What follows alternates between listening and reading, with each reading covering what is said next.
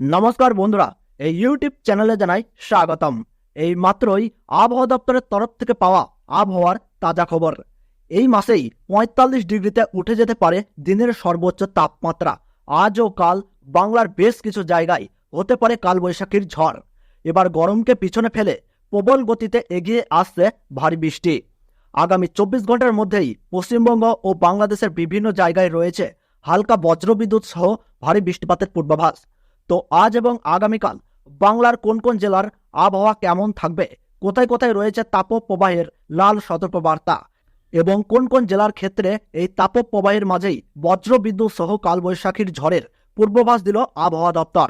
তো এই বিষয়ে যে গুরুত্বপূর্ণ আপডেটগুলো চলে এসেছে, তো তাই কিন্তু আমি আজকে আপনাদেরকে জানিয়ে দেব এই ভিডিওটির মাধ্যমে। তো বিস্তারিতভাবে জানতে হলে অবশ্যই ভিডিওটিকে শেষ পর্যন্ত মনোযোগ সহকারে দেখবেন।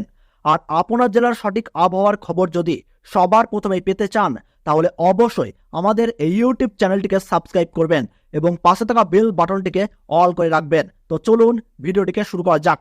সকাল থেকেই লাফিয়ে লাফিয়ে বাড়ছে তাপমাত্রা। অসহ্যকর গরমে অতিষ্ঠ হয়ে উঠেছে জনজীবন। বাইরে কিংবা ঘরে কোথাও মিলছে না এই গরমের হাত থেকে স্বস্তি। কালবৈশাখী ঝড়ের সময় চললেও কোথাও দেখা যাচ্ছে না কালবৈশাখীর ঝড়। এই পরিস্থিতিতে আবহাওয়া দপ্তর জানিয়েছে আজও বেশ কয়েকটি জেলায় মৃদু তাপপ্রবাহ লক্ষ্য করা যাবে।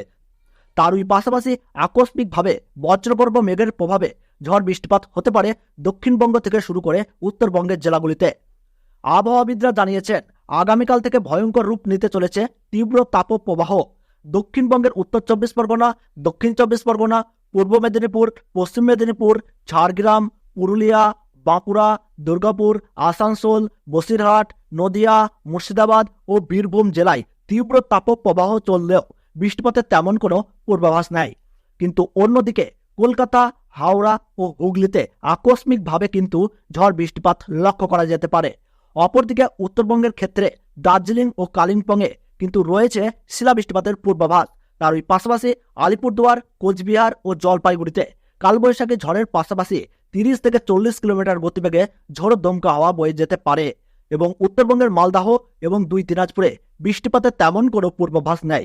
অপরদিকে বাংলাদেশের আবহাওয়া রিপোর্ট অনুযায়ী আজ এবং আগামীকাল কুমিল্লা, খাগড়াছড়ি, নোয়াখালী, চট্টগ্রাম, ব্রাহ্মণবাড়িয়া ও ফেনী অঞ্চল সহ ঢাকা, ময়মনসিংহ, সিলেট, বরিশাল বিভাগের কিছু কিছু এলাকায় আকস্মিকভাবে বজ্রবৃষ্টির সম্ভাবনা রয়েছে।